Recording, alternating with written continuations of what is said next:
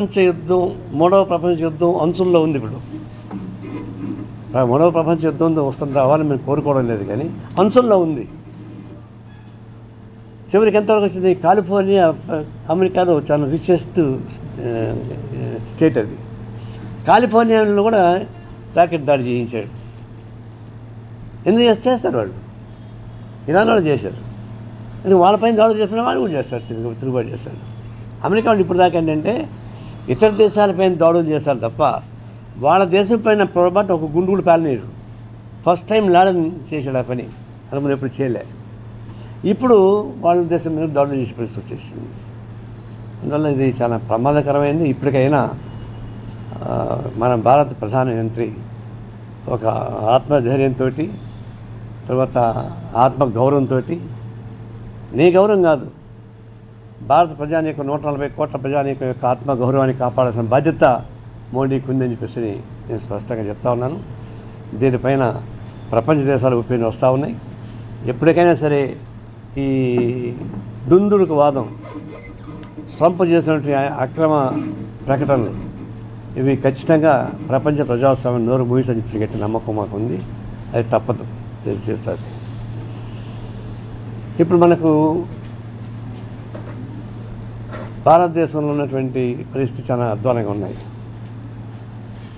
మనకు ఉన్నటువంటి చెప్తా ఉన్నారు, భారత అధ్యక్షురాలు ముర్ము, ఆమె ఆదివాసీ మహిళ, ఆమె పశ్చిమ బెంగాల్ పోతే ఆమెని అవమానపరిచింది మమతా బెనర్జీ అని చెప్పేసి అని చాలా వాపోతున్నారు. మోడీ బాధపడిపోతున్నాడు పాపం, ముర్ముని అవమానపరిచిందని చెప్పేసి అని. గౌరవించాల్సిందే, నేనేం కాదనలే.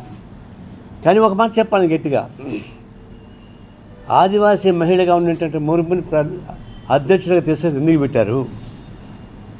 అంతకుముందు వైస్ ప్రెసిడెంట్గా ఉన్నటువంటి వెంకయ్య నాయుడు గారు ఆటోమేటిక్గా ప్రెసిడెంట్ అవ్వాలా, అతను పక్కన పెట్టి ఈమెను ఎందుకు తీసేసి పెట్టారు? దానికి కారణం అవుతుంది. ఇప్పుడు ఆపరేషన్ కగారు చెప్పారే, దానికి మూల కారణం ఇది. అడవి హక్కుల చట్టాన్ని మార్చాలి. అడవి హక్కుల చట్టాన్ని మార్చాలంటే ప్రెసిడెంట్ ఆఫ్ ఇండియా సంతకం పెట్టాలి. ప్రెసిడెంట్ ఆఫ్ ఇండియా సంతకం పెట్టాలంటే వెంకయ్య నాయుడు వంటి పెట్టరు, సాధ్యం కాదు. కాబట్టి ముళ్ళుతోనే తీయాలి. ఆదివాసీ మహిళగా ఉంటే మురుమును తీసుకొచ్చి అధ్యక్షురాలుగా చేసి ఆమె ద్వారా 2023లో అటవీ హక్కుల రాజ్యాంగాన్ని, అటవీ హక్కుల్ని మార్చేశారు. 2023లో మార్చారు. అంటే అడవి భూముల పైన కేవలం ఆదివాసీకి హక్కు కాదు, దాన్ని మోడరైజ్ చేయడానికి ఉపయోగపడేటువంటి చట్టాలు మార్చేశారు. అందుకని ఇప్పుడు కార్పొరేట్ కంపెనీస్కి అన్నిటికీ రోడ్లు వేసుకోండి, రెస్టారెంట్స్ పెట్టుకోండి అని చెప్పేసి అని ఇచ్చేస్తున్నారు. అడవి భూములు మొత్తం కేటాయింపులు చేసేస్తున్నారు. కోట్లాది మంది ఆదివాసులు, చెట్టును నమ్ముకున్నటువంటి, కొండను నమ్ముకున్నటువంటి బిడ్డలు, కొండ బిడ్డలు, కోట్లాది మందికి అన్యాయం చేసే పద్ధతిలో ముర్ము సంతకం పెట్టచ్చా? ఆదివాసీగా ఉండి ఆదివాసీ కోట్లాది మంది ప్రజానీకానికి అన్యాయం చేసే పద్ధతిలో సంతకం పెట్టచ్చామే? ప్రెసిడెంట్గా ఉంటే ఉండొచ్చు, గౌరవిద్దాం. నేను ఆమెకేం అన్యాయం జరిగింది చెప్తా ఉంటే ఎట్టుకుతుంది. ప్రపంచంలో దేశంలో ఉన్నటువంటి కోట్లాది మంది గిరిజనులకు అన్యాయం చేసే పద్ధతిని సంతకం పెట్టిన తర్వాత ఎందుకు గౌరవించాలని? దానికోసం ముసలి కన్నీరు చేస్తున్నారు. ఇది ఆదివాసీగా ఉండి ఆదివాసీలకి అన్యాయం చేసిన పద్ధతిగా బహుశా చిరస్థాయికి నిలిచిపోతాను. అలాంటి అన్యాయం జరిగింది. ఇప్పుడు ఆపరేషన్ కాకారు ఎక్కడి నుంచి వచ్చింది? ప్రెసిడెంట్ ఆఫ్ ఇండియా మొదలుకొని ఆపరేషన్ కాకారు దాకా వచ్చింది. నక్సలైట్లు ఉంటే ఆదివాసులు ఖాళీ చేసే కష్టం అవుతుంది.